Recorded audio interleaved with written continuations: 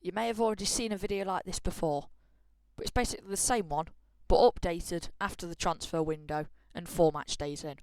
My name's Crispy Bacon, and let's predict the Premier League again. So, each of these 20 teams I predicted last time, and if we go and find out where I predicted them, you may see. So overall, you can see I had Sunderland. Oh, I've sent it backwards. Crap. So overall, you can see this was my table from the last time I predicted the Premier League, and I made the joke of Stevie Wonder choosing my colour palette. I've already used that once, and I've also changed my colour palette. So, without further ado, let's get into it. So, Bournemouth, I predicted to be 12th. Bournemouth here. Or do I do it the other way? You know what? Let's do it the other way. Let's go from 20th to 1st.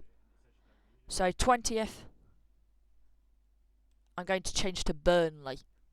Yeah, they did well holding Liverpool and they've made some real good signings, but nothing too notable, so 20th. So they have dropped by 2 in my predictions. 19th, Wolves. Wolves have had a shocking start. They've lost most of their players. Jørgen Strand Larsen's been acting like a Poundland, Haaland and Højlund.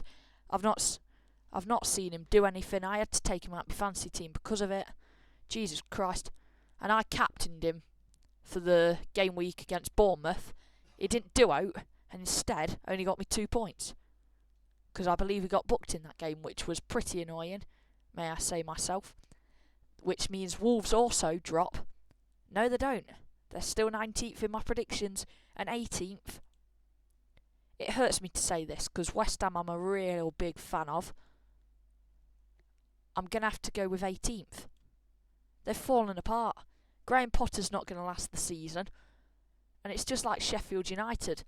And some people were calling me idiots for predicting Sheffield United that far down.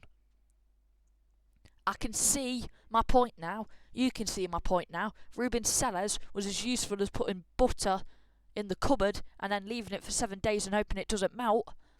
It's a joke what's happening at both of these clubs. Sheffield United, in the COVID season, were 2 points, I believe, off Europe. Now, they're closer to their rival Sheffield Wednesday and below their rival Sheffield Wednesday, who lost to Grimsby. But Grimsby, at this rate, are going to end up being in League One, while Sheffield Wednesday are in League One, with Sheffield United. So I don't think the Sheffield derby is going to be going away anytime soon. They might end up relegated, both of them. 17th. So as you can see, West Ham have dropped 3 positions. 17th up next. It's pretty much similar, but this time it ain't Everton. It's Leeds. 17th for Leeds.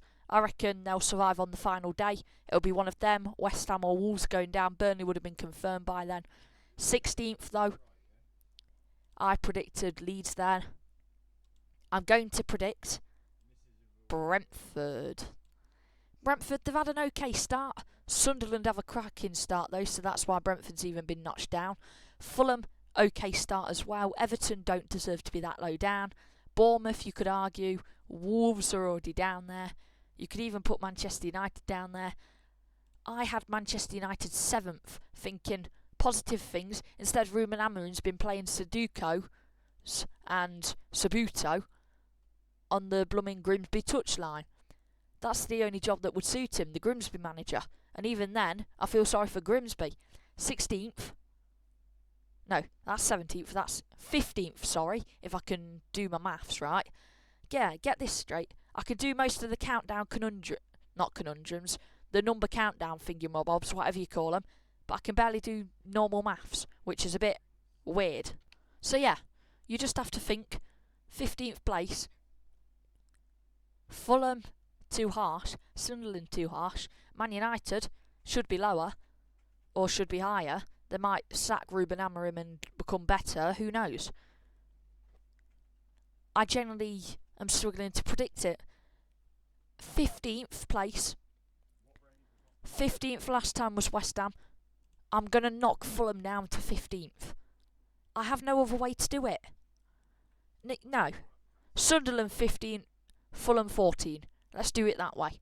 Obviously, I do believe Sunderland could finish 14th or 13th, but at this rate, I can't really decide between them. It'll be one of those tighter ones. It's like those three are in a relegation battle. Brentford, Sunderland, Fulham are just clear of it. You know who else is clear of it? I'm chucking Bournemouth 13th. Wait, 13, 14, 15, 16, 17. Yep, so that's the lower mid-table completed, and the higher mid-table in 12th. A slight improvement. Manchester United. I'm sorry. It's been like watching a tea bag be blooming drowning in water, and then you realise it's not actually tea bag, it's just your mum's poo from Friday night. Instead, you've got Man United performing like they can't even play in League Two. They deserve to be a National League side. The striker, Sesko, even Gyökeres has scored more, and he's been too busy playing with his hair, trying to impress some people. And instead you've got Manchester United signing absolute pillocks and tools and starting Altay Bayindir when they signed Sonny Lamans to become the starting goalkeeper in probably the most important game of the season, because it's the Manchester derby, and at this rate they could end up relegated and be facing Grimsby in 2 years' time when Grimsby are in the Championship and Man United are struggling to survive the Championship. That was a lot for what I could say, and I managed to say it all without stumbling. Right then, 11th place, Aston Villa. Aston Villa I predicted to get the Champions League. Unai Emery has been embarrassed now that they've only got Europa League. I bet he can't wait for the Europa League, because that's the only way they can get into Europe at this rate. They've been playing like tools. You've got Crystal Palace and Mark Gay scoring a really good goal, which if it got goal of the month I would be so happy for it, but it should have been.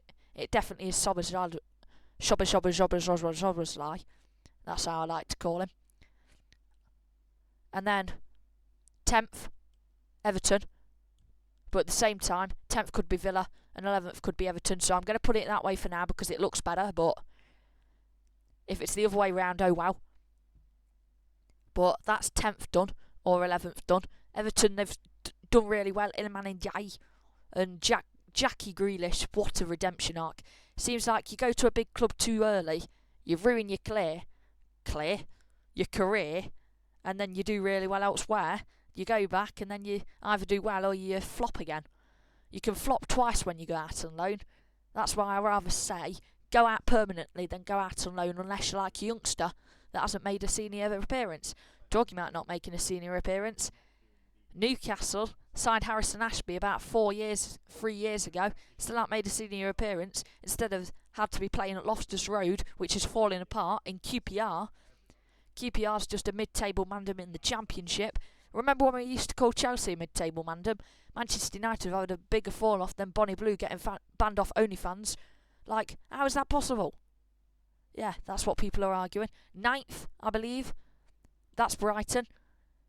And 8th, Nottingham Forest. Once again, Nottingham Forest will have to rely on some dodgy Crystal Palace paperwork to get into the Conference League or the Europa League. This time, Crystal Palace is 7th, Forest is 8th and Brighton's 9th. Brighton have looked promising so far. They beat Man City, which at this rate is not hard to do because Pep Guardiola's got more scratches on his forehead than he's got wins this season. And Forest, they've got Ange, and you know what, with Ange, maybe not even 8th, maybe Aston. Yeah, we're going to make some twangers, I was about to say. Tweaks and changes together's twangers. Let's just go with that. Why not? If you're at this point in the video, comment twangers. Alright, so Aston Villa 8th, Everton 9th, Brighton 10th, Forest 11th, Man U 12th. Done. Now, 5th and 6th, the Europa League. Newcastle 6th, even though I do believe Nick Voltemada is going to have a really good season, I just don't think they're getting in the Champions League. And sorry, but I'm not sorry, am I? Geordie idiots. I went to Newcastle for a week, or went near Newcastle for a week. It wasn't exactly in the middle of Newcastle. Saw the Angel of the North, overrated. It's just an angel standing there with its arms out trying to be Jude Bellingham. And the camp I went to was absolutely horrible. The food was good, but I had to walk about 15 minutes to get up a bloody hill to get my food. I didn't realise I'd be burning more calories than I'd be eating. And 6th place, before I start ranting about my whole camp situation. 6th place. 5th place, sorry. We are going to give...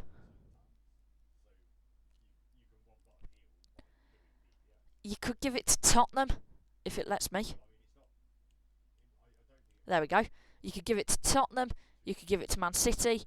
You're certainly not giving it to Liverpool or Arsenal at this rate. You could even give it to Chelsea. I generally don't really know. But all I know, Liverpool's winning the Premier League. Sorry to spoil it. Sorry. I always try and leave that for the end of the videos to try and keep you here.